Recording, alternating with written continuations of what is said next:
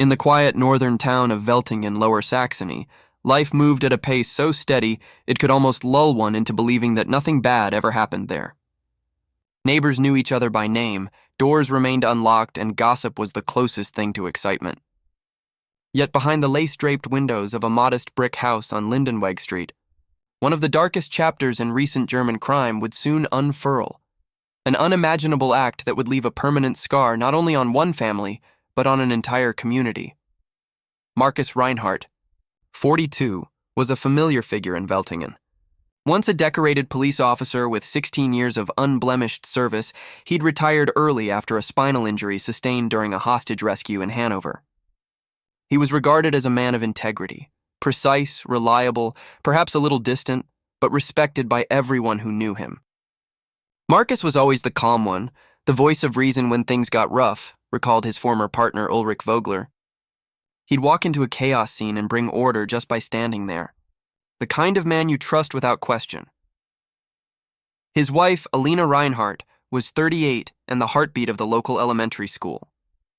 A music teacher with a gentle spirit and an infectious laugh, she adored her students and, in return, was adored by parents and children alike. Her long, honey-blonde hair and trademark floral dresses had become part of her image around town. She could make any lesson feel magical, said school director Katrin Fischer.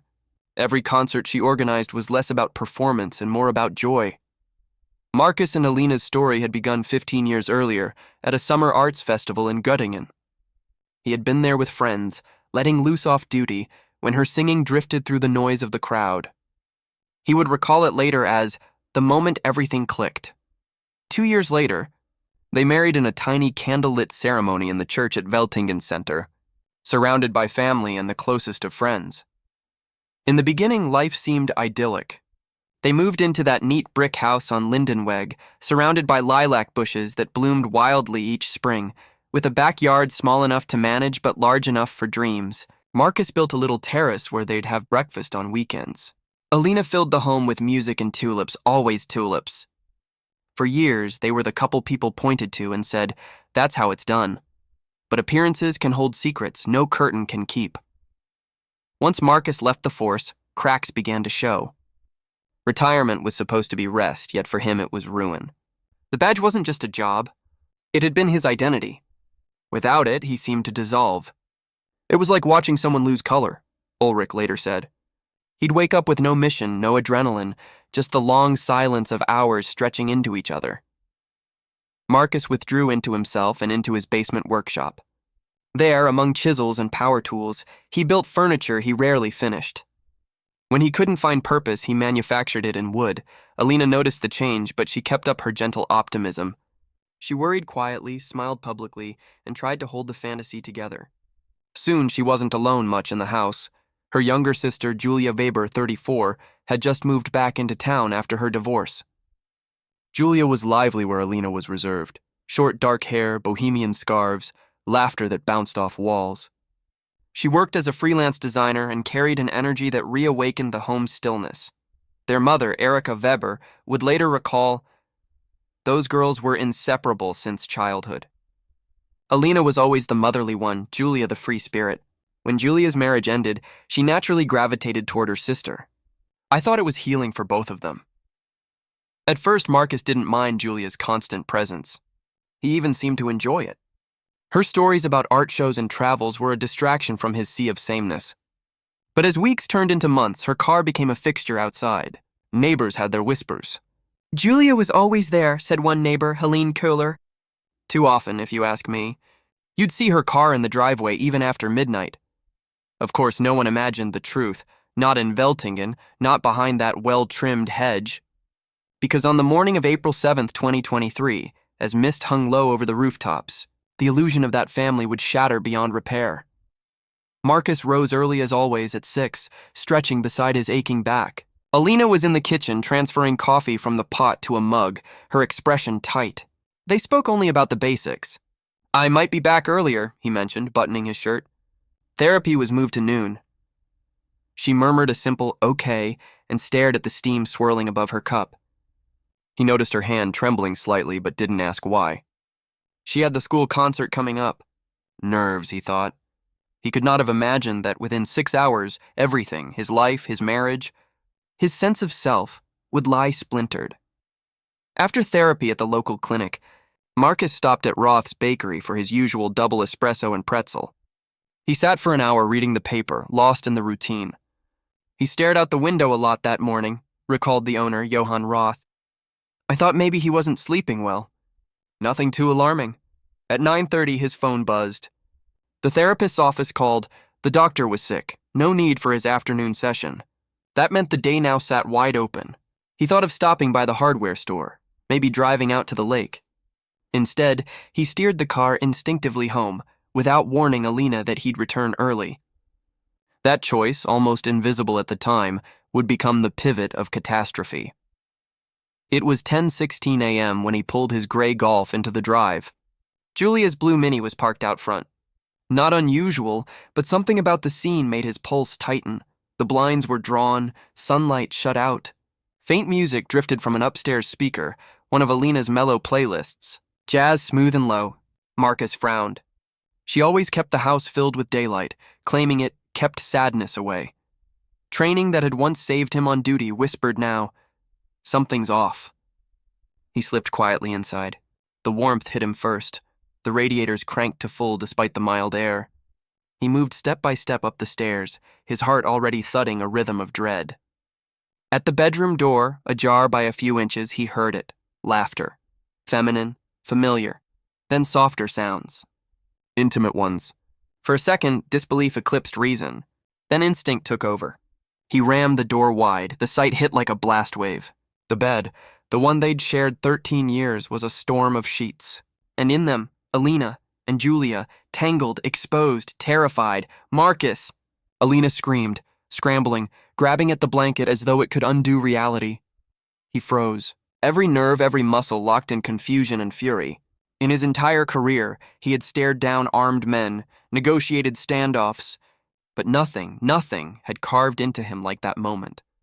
Marcus. Let me explain, Julia stammered, face white as paper. Explain? His voice came from someplace else, too steady, too cold. What can you possibly explain? How this bed became a joke at my expense. Please, Alina wept. Just listen, please. How long, he interrupted, the words mechanical. How long have you made fools of me in my own house? Her silence was an answer more brutal than any confession. Finally, she whispered, 6 months. It started 6 months ago. He repeated it like an echo. 6 months. Half a year. His face twisted. Half a year of lies. In this house while I limped my way through therapy. Marcus, it wasn't meant to...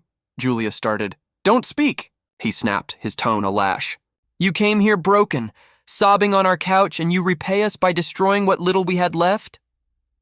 He could barely breathe through the heat in his skull. Alina reached for him, shaking. We didn't plan it.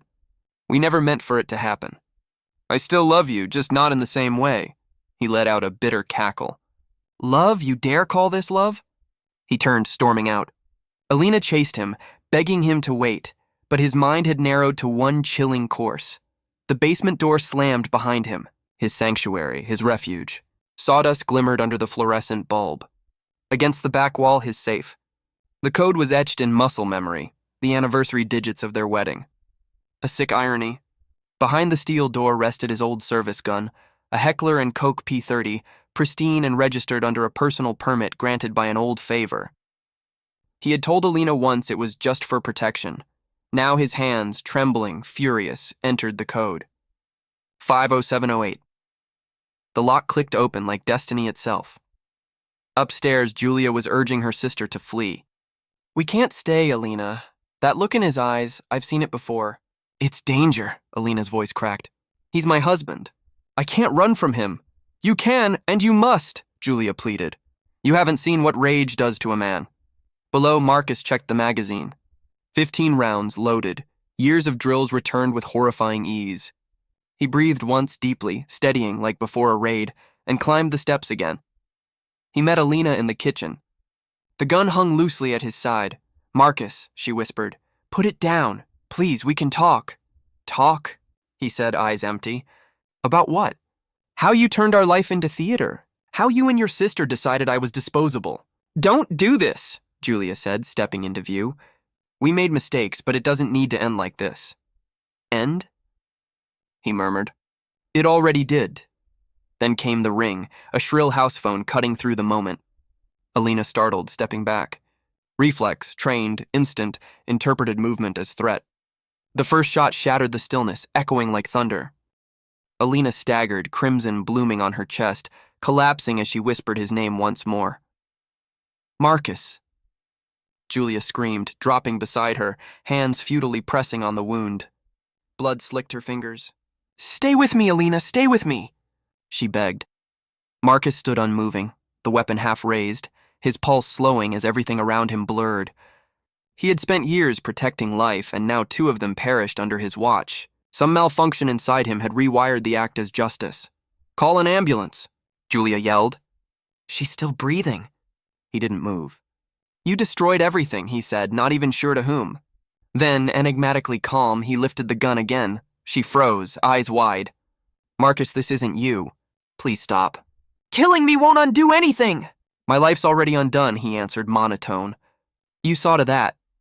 The phone rang again. Her mother this time, Erica calling. That sound would haunt Erica's nights forever. Marcus ordered, Answer it. Julia's blood-stained hands shook as she obeyed. Mama? Julia, what's happening? You sound terrified. Marcus snatched the receiver. Erica, I found out what your daughters have done. They destroyed my home, he said calmly. Marcus, what are you? Please, where's Alina? Cried Erica, but the line went dead. Marcus hurled the phone, smashing it on the tiles. The sharp plastic shards scattered like punctuation. Please, Julia gasped, her voice splintered. At least call for help for Alina. She doesn't deserve this. For a fleeting instant, humanity flickered. Marcus saw her, fragile, bleeding, the woman he once adored, framed by the cheerful yellow kitchen tiles she'd picked out. For a second, empathy returned. Then the memory of betrayal surged again, and the flicker went out. No. The second shot cracked sharply, echoing inside the narrow walls. Julia's body folded backward before she even realized she'd been struck. She landed beside her sister, fingers stretching instinctively to her, a tableau of tragedy that would soon fill headlines. Silence pooled, dense, total. Outside, Veltingen's serene rhythm carried on. Children laughter in the park. A postman's whistle, completely unaware that 2 lives had just extinguished behind those innocuous curtains. Marcus exhaled shakily, lowered the weapon and stared at his hands, once instruments of rescue, now instruments of ruin. With a mechanical calmness, he laid the gun on the kitchen table beside the newspaper he had read that morning at the bakery. The ordinariness of it, so grotesquely normal, made the moment even more unreal. Then, using the phone from his pocket, he dialed an old number by heart. Weltingen Police, came the voice at the other end. Marie, he said softly, recognizing the operator. It's Marcus Reinhardt. I need to report a double homicide. My wife, her sister, a sharp inhale. Marcus, are you serious? It's done, he said flatly. Lindenweg 12, send your team. The gun's on the table. I won't resist. Only when he hung up did tears finally come. Police arrived 7 minutes later. The man who stepped onto the porch had once been Marcus's superior, Chief Dieter Engel. He radioed directions while neighbors peered from windows, whispering disbelief. It looked like a bad dream, said one of them later. He walked out with his hands raised, slow and calm, blood everywhere on his shirt. Like he was rehearsing arrest protocol. He followed every order, down on his knees, ankles crossed, palms behind his head, movements drilled into muscle memory years ago. The officer who cuffed him was his former trainee, nervous and shaking. I'm sorry, sir, whispered the young man. Marcus's voice was low and hoarse. You're only doing what I taught you. Don't be sorry. Inside, the forensics confirmed everything. Alina and Julia lay side by side. Both shot in the chest. Instant death for Julia. Brief agony for Alina. Nothing disturbed. The gun on the table, 2 shells on the floor, everything in eerie order. It was too normal, one photographer later confessed. Sunlight on the chairs, coffee cups still steaming, and then that. At the station, Marcus gave a full written confession before anyone even asked for one. He sat upright, spoke quietly, clinically. When asked about remorse by investigator Felix Langer, he said, I regret that it came to this, but not that they paid for what they did. His last trace of Humanity evaporated with those words. The trial unfolded 6 months later in Hanover's regional court. Media coverage. Exploded. The officers fall. Crime of betrayal. Each headline more lurid. Discussions raged. Marital disloyalty, violence born of humiliation, homophobia, masculinity, loss of identity. Marcus pleaded guilty immediately. His lawyer argued diminished capacity, temporary insanity fueled by untreated PTSD, but the prosecution refused that angle. He unlocked a safe, loaded a weapon, climbed the stairs, confronted, and executed, said prosecutor Freya Baumann. Every step offered him the chance to stop. Each one he chose not to. When Marcus took the stand, he destroyed his own defense. I knew what I was doing, he said calmly. I wasn't insane. I was betrayed, and I made a choice. There was nothing left to argue. After only 4 hours, the verdict came. Guilty on 2 counts of murder with full intent. Life imprisonment, eligible for parole after 25 years. Marcus didn't flinch when the sentence was read. He was 42. The earliest he could walk free would be at 67. At the back of the courtroom, Erica Weber screamed as if her lungs would burst. My daughters! Both of them! She cried, collapsing into relatives' arms. Her echo carried long after the trial ended. Months later, debates still simmered. Police unions warned about mental health crises among retired officers. Psychologists cited the case in seminars about identity loss, volatility, relational betrayal. Advocacy groups for women and LGBTQ+ individuals invoked the story as a grim warning about domestic violence's hidden cruelty. Lindenweg 12 was emptied, then sold for a fraction of its worth. No one wanted it. Eventually, the structure was demolished, replaced by a small leafy park with a single plaque reading, "For those lost to silence and rage." Marcus remains in a high-security prison near Celle. By all reports, he is quiet, obedient, purposeful in routines. He reads endlessly, keeps to himself, speaks to no reporters. His last visit came from Ulrich, his old partner, 2 years after the verdict. It was like talking to a ghost, Ulrich said afterward. He's alive, but nothing inside him moves anymore. Erica Weber spends her days running a small foundation in her daughters' names, supporting survivors of domestic and relational violence. I cannot bring them back, she told a journalist softly. But maybe I can spare another mother this emptiness. Love should never be a reason to die. And so the story of Marcus Reinhardt endures, not simply for its horror, but for the stark truth it exposes. That even those trained to uphold order can crumble when the fragile scaffolding of identity, trust, and love collapses within. The tragedy reminds every quiet corner of Weltingen that behind even the most ordinary shutters may hide storms nobody hears until they break.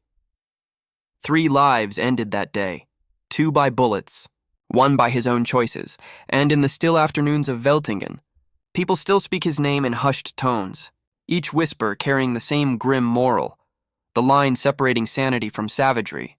Loyalty from destruction is thinner, far thinner, than anyone dares believe.